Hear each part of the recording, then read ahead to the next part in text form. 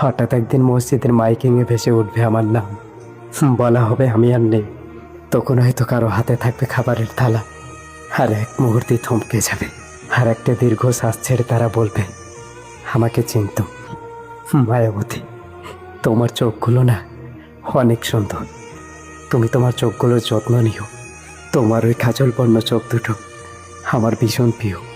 আমি ওই চোখেই তো প্রথম দেখেছিলাম আমার জন্য জমে থাকা ভালোবাসা। যখন শুনবে আমি আর এই পৃথিবীতে নেই, আমার জন্য কেঁদো না। শুধু একবার শেষবারের মতো হাসবে, যেভাবে তুমি আমাকে প্রথমবার দেখার পর হেসেছিলে। ওই মায়াবতী, একটু কথা পাঠাবে প্লিজ। খুব বড় কিছু না, শুধু ছোট্ট একটা মেসেজ। ওই অনলাইনে আছো? জানেন, আপনার এই কথার অভাবে আমার প্রতিটা রাত অনেক দীর্ঘ লাগে। আমার চোখ ভিজে যায়, অথচ কাউকে কিছু বলতেও পারি না। আমি জানি আপনার কাছে আমি ততটা গুরুত্বপূর্ণ না, তবুও আমি কেন জানি না আপনার একটা এসএমএসের জন্য অপেক্ষা করি। আমি নিজেকে অনেক বোঝাই, আপনি তো আর আমার না, কিন্তু মনটা মানে না। শুধু আপনাকেই খুঁজে বেড়াই। এখন আমার তোমার সাথে কোনো সম্পর্ক থাক কিংবা না থাক, তাতে আমার কোনো আফসোস নেই।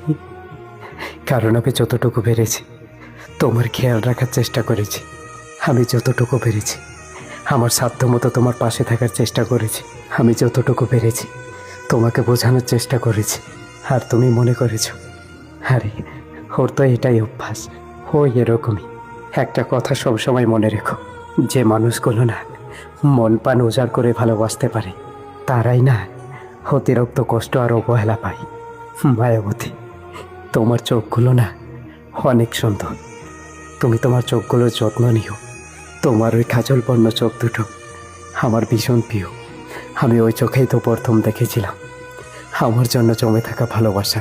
তাই বলি মায়াবতী, তুমি তোমার চোখগুলোর যত্ন নিও। অকারণে যেন তোমার চোখে জল না নামে। পৃথিবীর মানুষের কাছ থেকে কষ্ট পেয়ে তোমার চোখগুলো যেন কোনোদিনও জলে ভিজে না। প্রিয়, তোমারও সেই দিন বুকটা কেঁপে উঠবে, যেই দিন তোমার গর্ভের সন্তান কোনো এক ছলময়ের কাছে গিয়ে ঠগে এসে তোমাকে বলবে, মা, মেয়েরা কেন এত ধোকা দেয়? তুমি সেই দিন পারবে তো উত্তরটা দিতে? তখন হয়তো তোমার আমাকে ছেড়ে যাওয়ার কথাটা মনে পড়বে, আর তুমি ভাববে কেউ একজন ছিল যে আমাকে ভীষণ ভালোবাসত। সে আমাকে অনেক কাকুতি মিনতি করে বলেছিল আমি তোমাকে ছাড়া নিঃস্ব হয়ে যাব, আমি তোমাকে ছাড়া থাকতে পারবো না। আর তুমি আমাকে কিভাবে ঠকিয়েছ সেই দিন তুমি মা হয়ে বুঝতে